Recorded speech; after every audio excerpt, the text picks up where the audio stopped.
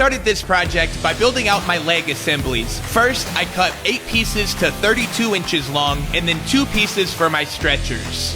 And I really like using these Power Pro wood screws because you don't need to pre-drill a hole before attaching your boards together, which is great for 2x4 projects. I used my circular saw and a 12-inch speed square to cut half-lap joints 10 inches up from the bottom of each leg, the size of a 2x4. That way the stretcher can nestle in there, it'll look nice and be more sturdy.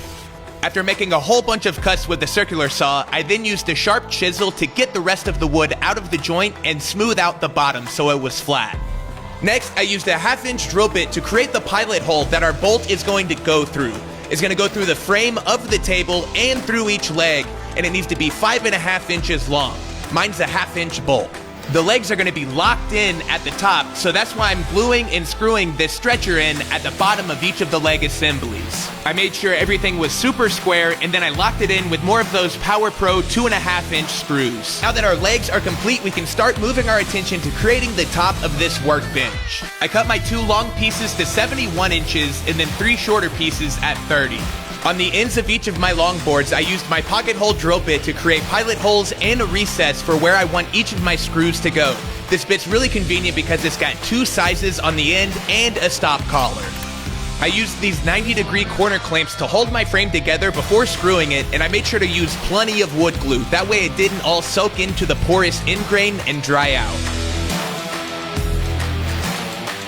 After attaching that center stretcher, I came back with the pocket hole drill bit one more time, and I used that to create recesses on the bottom of the frame so I can use the same 2.5-inch wood screws to connect the frame to the plywood top. And I'm making my top, you guessed it, out of 3/4-inch radiata pine plywood, my favorite. And I'm cutting it to about 35 by 73. That way it extends past the frame 1 inch on each edge. On a traditional workbench, I would probably have a couple more stretchers in the center of the table for support, but since I'm going to have legs folding into it, I used a lot of screws to make sure it was secure. And speaking of the legs, here you can see how they nestle into the frame and fold down. Really, really awesome. Once I used a wrench to tighten down these legs, they were locked in. Check it out. I just hopped up there and tested the wiggle, and it was minimal. Definitely good for building. I made sure that this board was level, and then I folded up my workbench.